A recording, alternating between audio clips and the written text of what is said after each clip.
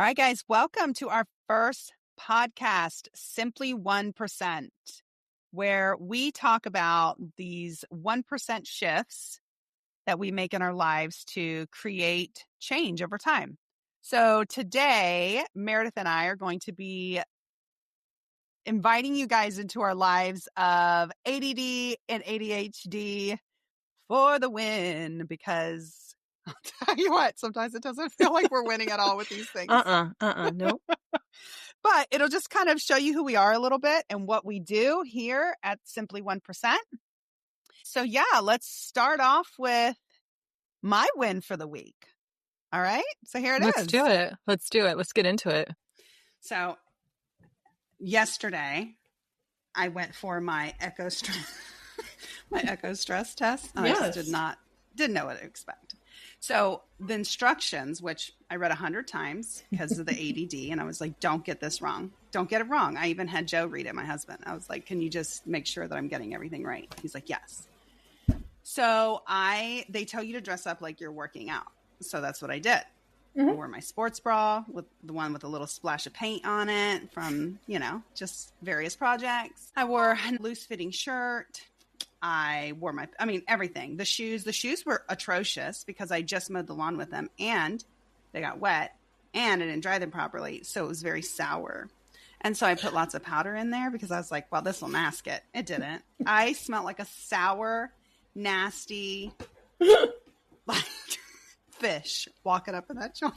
Fish. Ew. But I was like, okay, I've got all the instructions. I'm doing this. I'm getting there early. I'm really proud of myself. ADD for the win. Like I'm smashing this. So I walk in and there's a guy and a girl. And the only thing I hear, well, first of all, they said, what's your first and last name? And I said, I gave him my birthday. And they said, no, your first and last name. I was like, I gave him my birthday again. I said, oh, wait a minute. And they're like, it's okay. I said, I'm sorry. And I felt like at that moment, I just had to tell them, I'm like, I have ADD. And she was like, oh, I get it. I was like, okay, well, now we're on the same page. But I'm not sure if she understands the level of like my ADD where I feel like I have to, like if I'm around new people, I have to fill the quiet space with words. Mm-hmm. And so I said, she was like, okay, so what you're going to do, the guy said to me, which was already I was like, I just wish it was us girls, girl power in this room, but it's not. Y'all are going to see me on this treadmill working very hard at a very low level. And I was like, I immediately felt judged. So the guy says, I see him take out a gown, like the pap smear gowns, like I'm at the gyno. No. And I was like, whoa. This was not in the letter like that I read 10 times. This part was not in the letter. So he says, you're going to take off your bra and your shirt and you're just going to wear this and keep it open in the front. And I said, wait a minute. Am I getting on the treadmill with this? And he goes, yeah. I said, okay. And so I said this, and I've researched it since I said it, but I said, so we're just raw dogging this?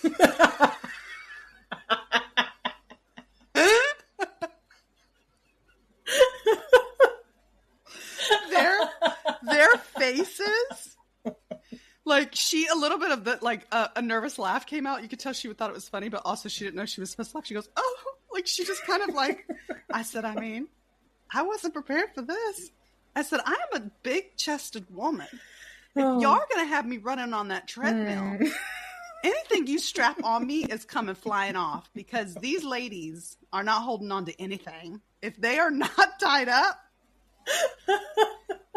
And later on, I researched rawdogging. And it's okay. It's not necessarily a sexual term. And I didn't know that. And I thought, oh my gosh, was I sexual towards them? But apparently it's just known about now it is. Now it is. It wasn't. You said it in the right time. You said it at the right time. Yeah, right day and age.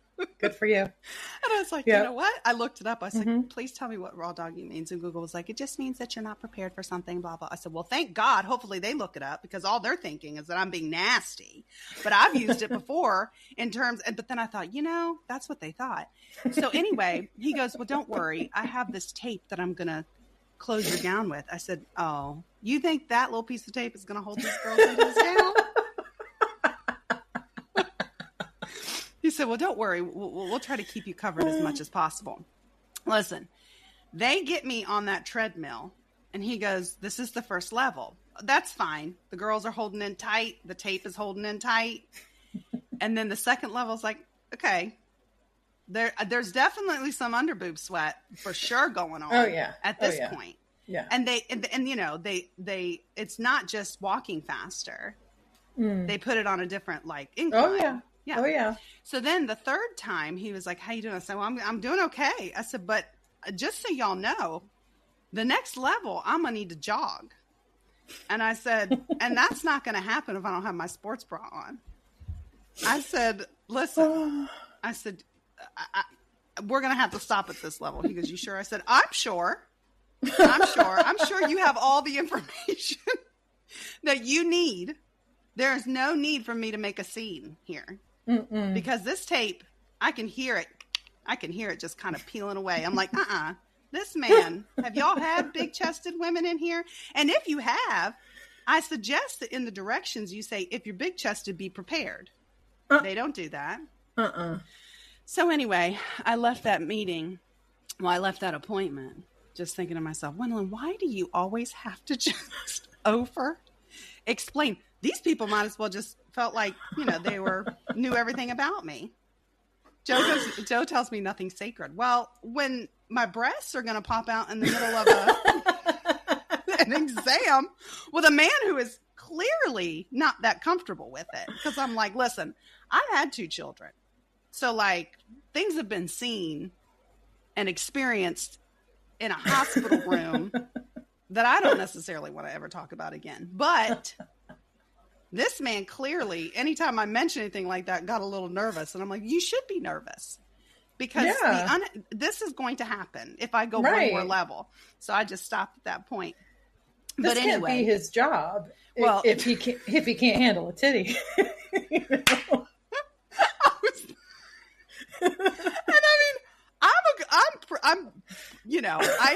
I do not wear anything revealing. I mean, if you see some cleave on me, it is by mistake or because I didn't notice it was happening. Listen, and so I'm like, well, you put yourself into the situation, not letting me, listen, y'all didn't even warn me. No. So, but anyway, I had that ADD moment where I was like, I am feeling the need to just talk, when really it wasn't necessary, Did my test come out great? I was fine. It's come down to the fact that I just think it's perimenopause, right? Everything is at this point. Everything is. I am chalking everything up to that. I mean, Suri's even tired of me. I keep asking her. I'm like, I was on the drive home. I'm like, hey, Suri, is shortness of breath and a tight chest a sign of perimenopause? She's like, yes, it is. And I could just hear the exhaustion in her voice. She was like, this girl has got to get out of her head. She didn't even go, do you want me to ask ChatGPT? She was like, yes, it is. She's just answering me now just to appease me. Whoever Suri is, this automated, she's like, I'm done with this girl. Just someone diagnose her so she stops asking me questions. We've been here before. Yeah. So anyway, I did have that ADD moment where I was driving home and I was replaying everything in my head. I'm like, these people, I know when I shut that door, they were probably like, this woman, walked in here. She said she just used that word, that term, rawdogging. She used it in a professional atmosphere. We've met her for 30 seconds. There aren't many things that I would raw dog in my life. Well, especially when you're not ADD. You're not raw dogging much. I feel like I'm raw dogging all the time because I'm not prepared. Prepared for the reality. And that's why I'm like, I read the directions. Nothing said that these ladies were going to be riding free on this treadmill.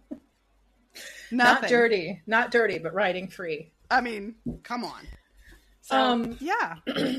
I just feel like ADD, when we have people, we're talking to people with ADD, we need not only talk about pre-gaming, because that's a huge thing, right? When we're taken off guard and we don't, I thought I was so prepared. I was so proud. When we are taken off guard, things come out of our mouth. Our reactions can be a little bit different, you know? And so like, especially like we meet new people and they're not really what we expect them to be. And then we're just like, well, I'm just going to go with it. We don't think things through. I feel like we both had an ADD moment where we didn't use discretion, or we didn't use like, hey, you know, things can happen. I need to be prepared for the unpredictable. Maybe it's the discretion that I need to work.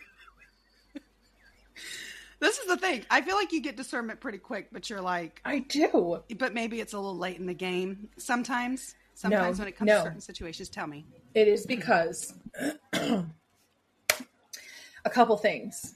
Higher intelligence. It's just, you want a challenge and you just want things to go. Like, I don't want to talk about the weather. It's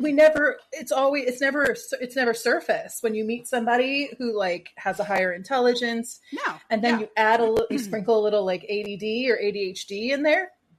You think you're reading something, but you're not really sure. And then it's just like speedy, like who can say the thing the fastest and barely finish the sentences, you know, especially when you meet somebody new, because you're just like, you're like a golden retriever. That's how I feel sometimes. I just feel like, what is that dog that's like really intense and it's like, you know, not like pay attention to me, but they're just so excited that someone's paying attention to them. Well, you also like to be mentally stimulated. I do. So that has a lot to do with the fact that you meet new people. The people who are mentally stimulating? Sociopaths. Well, why don't you just tell us what happened? No, this happened to a friend of mine. Do not out me in public. I'm supposed to know these things. Okay. So let's talk about this. Yeah. So my friend. What can we call her? Meredith.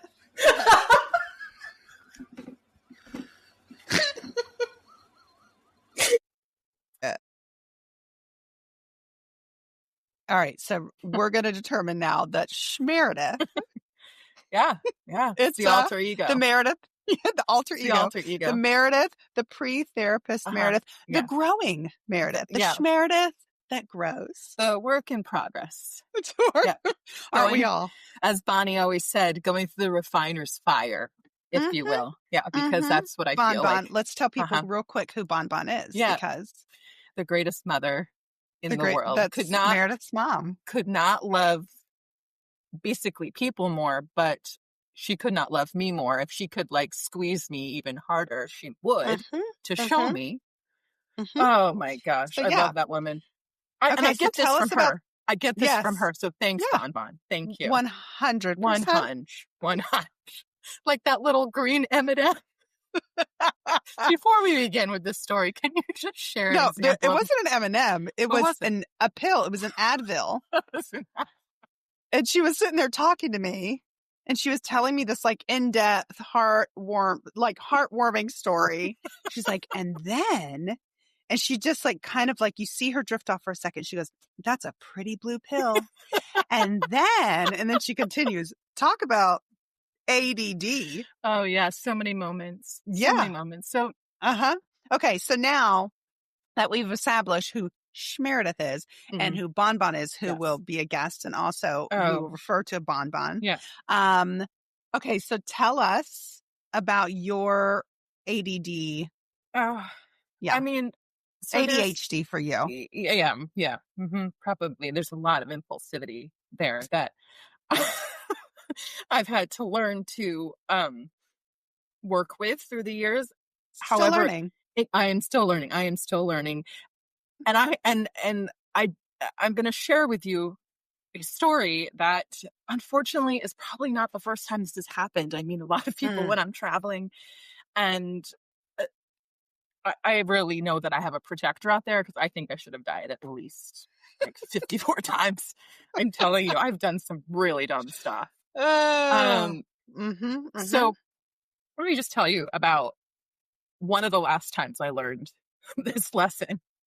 So I met a guy when I was traveling, and we were in line waiting to board the plane, and I dropped my earbud, which happens all the time, by the way. And I dropped something in the line, and he was about to accuse me of cutting. And it was that awkward moment where it turned into a conversation, and suddenly we were talking about art and music and places we both lived and just like connecting.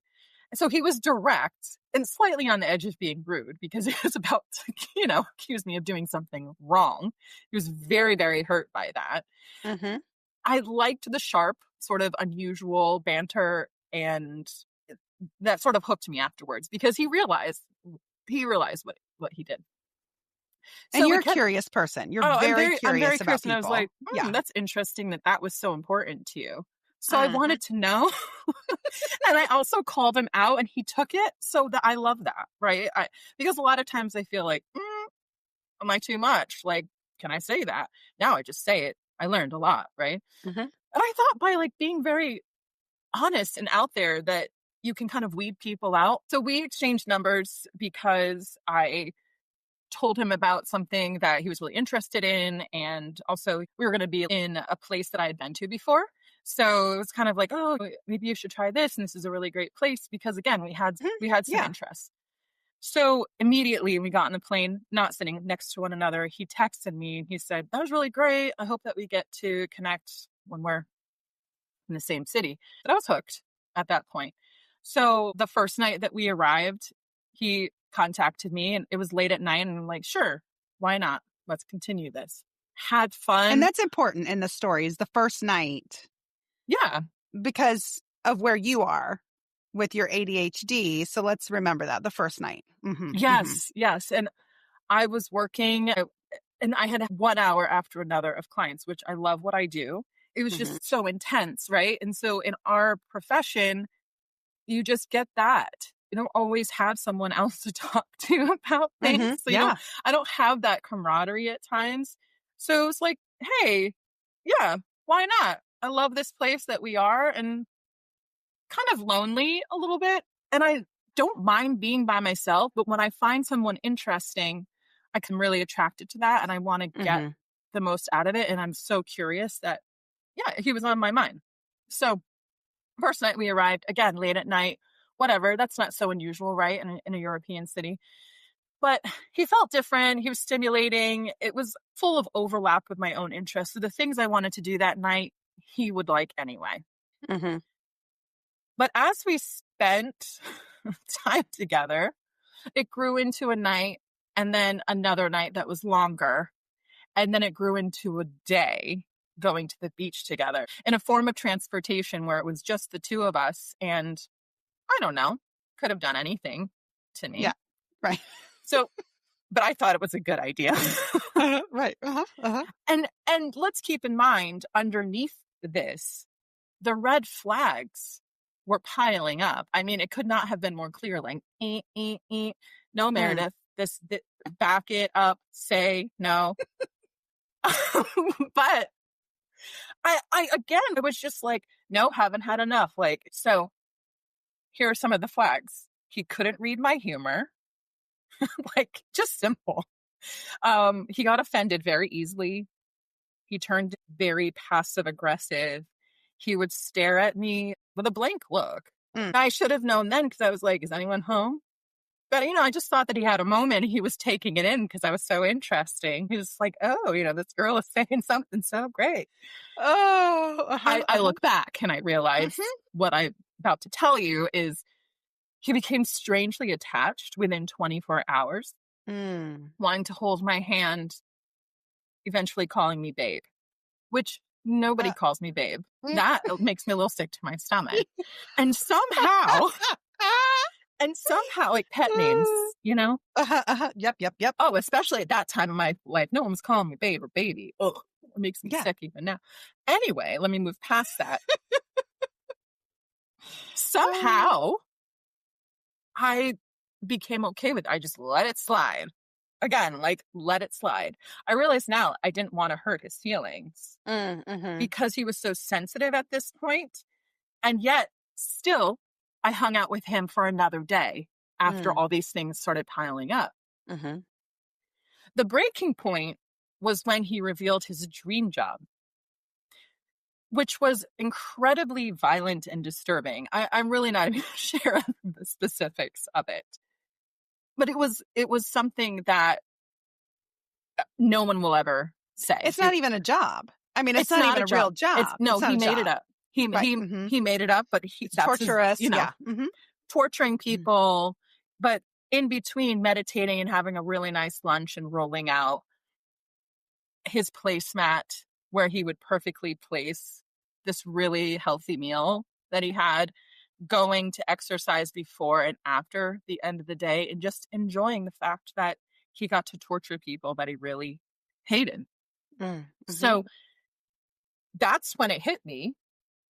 I had ignored all of my instincts, chasing the novelty and the connection and just the curiosity. My impulsivity kept me entertained. But it also kept me in something that I clearly should have stepped out of much earlier. So I learned that sometimes interesting and alluring and connecting is just another word for run. Just run. Get out. Get out, Meredith. And maybe take a pause. Take a pause. You know, that time that you spent sleeping for 6 hours in between and not really getting much sleep because you're just like having these conversations. It's like, oh, sure, let's meet for brunch. And then it just kind of takes, what was I doing? What was I doing? So that was the most, that was probably the most fearful I've been, unfortunately, because I do believe that I was really with a psychopath. I do. And I am grateful that I survived that. And I have to say, though, still to this day, it goes through my mind. Am I really safe? Yeah. Because another thing with ADHD is that you might reveal a little bit too much about yourself. Oh, yeah. 100%. Verbal diarrhea. 100. Which is what we discussed earlier. Hence the rawdogging. Yes. Yeah, hence 100%. The raw dogging. I mean, I guess this could be an example of rawdogging, too.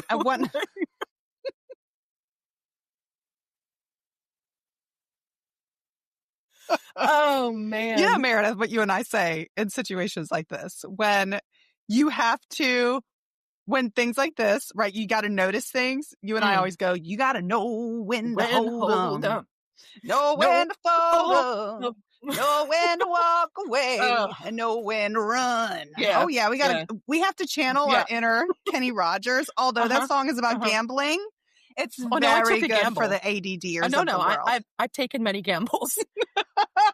With these gambling with your life. No, all the time. All the time I did. The time. Oh, ADDers, ADHDers, you've got to just pull a Kenny Rogers and go, what is he telling me? I got to learn when to hold him, know when to fold him. He says it in 2 lines. He says learn when to walk away and learn when to run. Bon Bon and Paul Richards, they played this song all the time. You think that I would have taken that in? Yes. Yeah. And Bon Bon, with all of her prayers, I really think that's really what's gotten me through my life safely. I'm not going to lie. I don't know what she would have. She prayed for me before I was born, and she was like, Jesus, I don't know who this person is. It's going to, she knew. You know? She knew. She knew. How she knew, but she knew. It was her ADHD intuition. Oh, yeah. And you know what, Meredith? That's the thing. Living with an attentive, yours is very different than mine. But one thing that you said to me when you finally were like, okay, she's ready to hear that she has ADD. And, you know, I was learning about all this. You said part of ADD is being impulsive. I was like, I'm not impulsive. It is part of it. And I started realizing, oh my goodness, I am very impulsive. in different ways than you are. Exactly. It's in different ways. It is. You have to know the ways that you're impulsive. Also, though, for over a decade, you've had a fantastic man by your side who's like holding down the hot air balloon, like those things. And, and at any time, 100%. It could just fly off if he wasn't doing that. So this man, thank God. That's the thing, right? With ADD, ADHD, whatever form you have it, he's taught me, because of loving him so much and him loving me so much. One, make sure that with the things that you're going through with ADD or ADHD, that you are with somebody who is patient, but also somebody who doesn't just let you get away with it, right? Like use it as an excuse. Someone who does hold you accountable, but someone who's also very gracious. And that's a huge thing. So my husband, it's very rare that he gets irritated with me when it comes to ADD. He's very understanding. I do think his mother had something to do with that, because she also has ADD. There's a theme so here. He's just been used to it. He didn't even notice it in me, because he grew up with it. He's just like, yeah, this is how women are. Familiar. Right. But, in leaving things in the house, when I'm in the car, like he'll always say, do you want me to go get it for you? He's very understanding. And I think that's because people who deal with ADD and ADHD, a lot of times we deal with shame, because we do things that we're irritated with ourselves because we did it again. So irritated. And so, but he also sees that I try to take personal responsibility. He also sees that I have 1,000 alarms going off on my phone. He sees these things. And so it is helpful to have people in your life that don't create shame. That's a huge thing. Yeah. Also using a sense of humor. I see it all the time. You guys all the time together about it. Do you remember that one time that we left? You guys are so safe. You have, security everywhere. You cannot communicate more about safety. Did I turn the oven off? Did we unplug this? More than anybody else that I've known in my life. Yeah. And then that one day, I don't know if we were excited about going somewhere, if we were trying to get somewhere on time. And we left the front door wide open. And Joe's number one thing is he prides himself on being a protector. Yes. Emotionally, financially, physically, all the things, everything that we want from a man. And he comes home and the door's wide open. He calls. Yeah. And the door is wide open. He's like, you guys left the door wide open. And he was not upset. He ended up laughing about it. At first he was like, the way he said it though, I knew, because I know him, to be like, okay, Wendolyn, I need you to pay attention to things that are very important. Yes. Yeah. But then he understands nothing bad happened. Wendolyn's going to take this seriously. I mentioned he kind of sees it as there's no reason to drill this into her, because Wendolyn is already going to be really hard on herself. Oh yeah. And so he just mentions it. You need to be aware of it. And I do have the best husband in the world. Sorry, ladies. He's taken. He sure is. But I love the fact that he also knows me too. Oh, yeah. And he does. He knows me really well. He said, I know exactly what happened. Both of y'all were talking. You got in the car and you left. And the other one thought the other one did it. And if I would have told Joe this story. Oh, I've already told him, Meredith. And he went,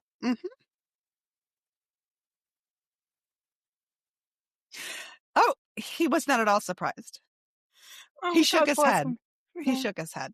Because in a way of saying she knows better. That's what he did. And at the same time, gotta love her. I'm glad she's here with us. Is really what I'm glad he was she's saying. Still around. I'm glad she's here with us. Yes. Yeah. Okay. So simply the 1% here is that I just need to recognize when I've sort of pulled that thing inside of me and just go, stimulation.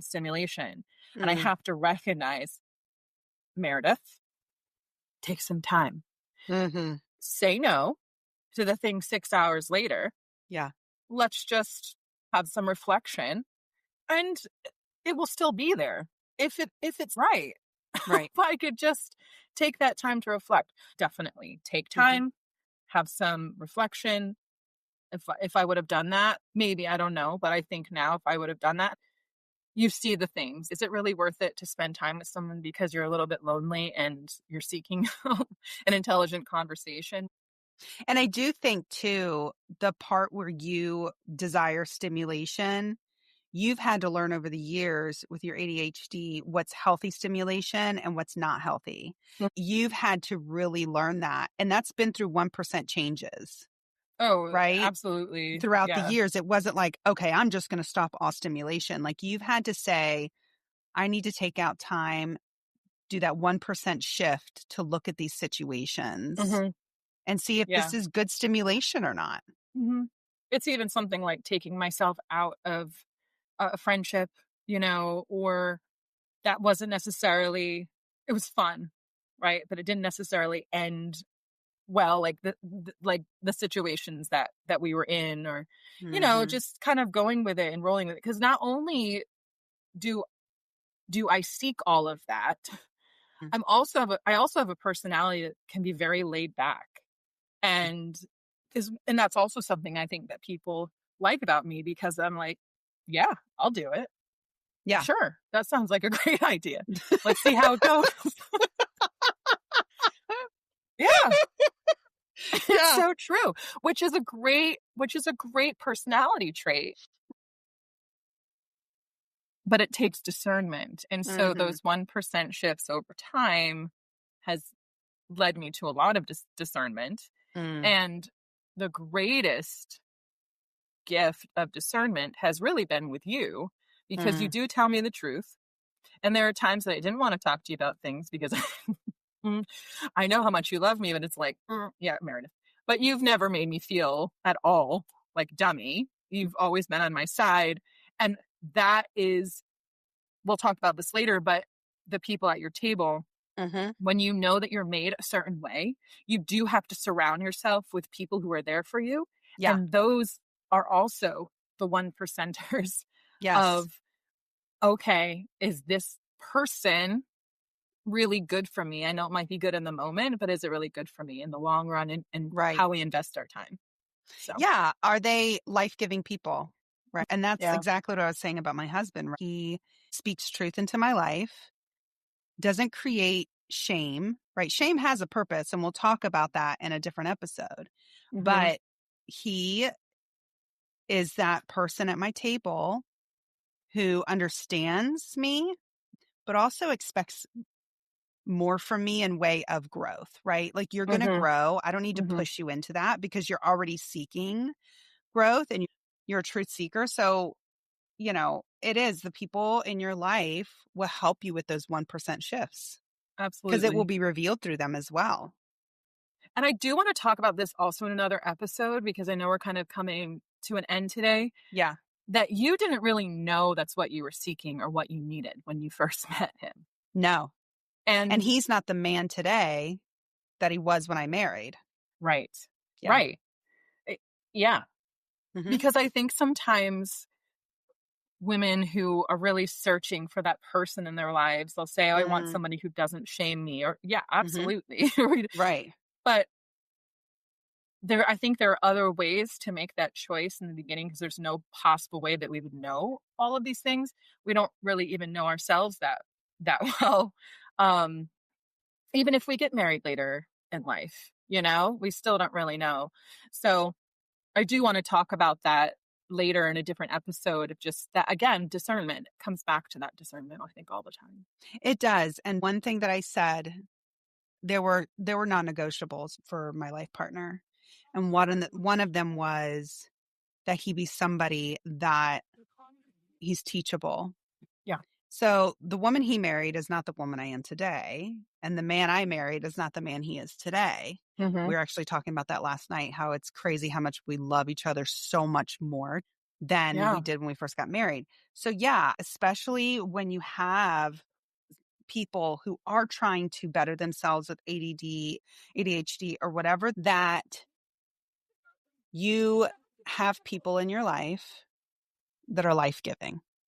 Yeah. And are not Who want the creating, best for you. right, who are not weaponizing, your issues and purposely weaponizing shame, right? But so yeah, for sure. One of my top 5 qualities was curiosity.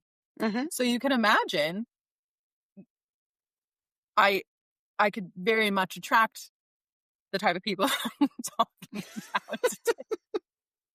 Yeah, that you're talking about today. Sure. Yeah. And so now now I look at it, it's like curiosity and then has some sprinkled specifics after that. But yeah. Yeah. But you have grown in this area. I mean, even the other day you were saying there was somebody that you could see yourself years ago being drawn to. And you were like, yep, no thanks, because I've been there. And so because of my 1% shifts, being proactive about creating those shifts, and you said, no, I'm not doing this because I know. One decision Yeah. can make all the difference. Yeah. Yeah. Yeah. And those choices adding up, transformation. Yeah. That's what it is. Yeah. That's why we called this simply 1%, because if I'm going to go into my ADD and go, I've got to change all of these things at once, I'm going to fail and be even more frustrated. Yeah. I'm going to implement all these disciplines right now. But if I just say, okay, so this month I'm going to implement using my timer on my phone, using Suri, even if she gives like an exhausting sigh, I can hear it. It may not be there, but I hear it. Okay, but yeah, this one again, this girl. So, but what I'm saying is if we do that and say, okay, with that, I'm going to start using my timers. That's a 1%. That's very reasonable and very helpful. But if I'm like, okay, I'm going to use my timers and then I'm going to do this and I'm going to do that and I'm going it's just a lot and it's overwhelming and it's setting you up for failure. Yeah, exactly. So exactament. We took the test and it just answered so many questions for me. It made me feel like, oh, so I'm not getting early onset dementia. Oh, so there's an explanation for these things. But again, I can't make excuses. And so now I just have to pregame. Now I have to have 20 alarms going off on my phone. And Suri's even tired of me doing that, telling her to set an alarm for this, this, and this. Bless her heart. I should pay her. There's a way to do that. I will. But anyway. You do pay her. I know, buy right? her product. Exactly. So my children are always hearing me tell her to set a timer and labeling it as something because I can't make excuses. I have to learn and I have to grow. And like you're looking back at this and you're like, I didn't regulate before and then I made a bad decision. I didn't trust myself because I wasn't at a place where I could gather myself and think. And so being impulsive is part of ADD and just going for it. Yeah. I mean, I'm a risk taker. I'm a risk taker. And I should have died many times in many different countries. There's no reason for me to be alive, honestly. Like there's really no, the people I meet, the places I've gone, I get back late to a hostel or like, what am I doing? I've got to sit on a bench until it opens again. Like there's no reason. I was on the wrong side of the... We always talk about that. We always say that, like, God's like, hey, angels, can you just go back down there? Because listen, she's making a really bad decision. Like we always talk about how angels are working overtime over us. Like God's like, okay, 100%. Well, I need you to go back down because now she's made the wrong turn and it's a dark alley. So they were all there. I think yours were there too. I really do. He's like, Wendolyn doesn't need hers right now. Could you go to Meredith? Yeah. So I think this is a time to say it's also very important, and we'll talk about this in another episode, to have people who sit at your table. We have this thing where we talk about the people who sit at your table, your metaphoric table, who can say, hey, Meredith, maybe take a breather. before you go and meet this person, or maybe just get home and relax and regulate before you make some more decisions, you know? And I think same with me, right? Wendolyn, you don't have to fill the air with talk and excuses and all of these things. Like, you can just let it go. Like, it's okay that, you know, something came that was unexpected. You can be silent about it. But it's so important to have those people in your life that do understand you and can help you in those times of saying, okay, now I'm looking back, I should have done this. Even when it's like really embarrassing. That's part of living a really good life, is saying, yeah, how do I change this? How do I make sure this doesn't happen again? Right. I think I just need to think something different, you know, like, and the different, like you said, reflection. Yeah. Maybe talk to somebody, you know. Yeah. Did I really need to spend hours with a new person? What am I doing? Yeah. Yeah. I mean, we should probably call this episode ADHD and a Serial Killer. But... Rawdogging social interactions. Rawdogging the Serial Killer. I don't know. That would be a whole different episode, I think. Oh my god. Oh, I just realized what I said. I didn't realize that. You just did the thing. You just did the thing right now that you did in the hospital. But thank you. It took us full circle. 100% I didn't mean full that. circle. I honestly thought you can we being keep out that in public or like hanging out with a serial killer. I was not excuse me, Lord, forgive me. That was not my intention. I never meant it in a perverted way, but it came out that way. In all situations, I've got to stop using that terminology because some people just don't even know that it's not used in a perverted way. But here we are. We try to talk our way out of it, like, you know, and then we're just really talking ourselves into a deeper hole. Yeah. And this is why people think I'm an extrovert, and I'm not. I'm an introvert.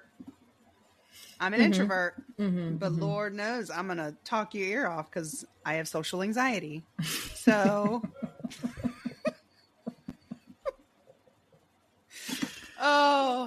anyway. All right. So I'm glad we got to share a little bit of our ADD experience with people and different types of ADD. Yeah. All right, guys, that brings us to the end of this episode, our first episode. And I'm glad we got to introduce ourselves a little bit to you, bring you into our ADD, ADHD lives. And we're just out here raw dogging it like the rest of you guys in life. So I swear I'm not going to be using that terminology anymore. What's that? No, please do. Please do. Just one decision at a time. We're just all in this together. You know, let's learn from each other's life lessons. Seriously. So, all right, guys, listen, subscribe. We hope to be in your ear soon. Definitely.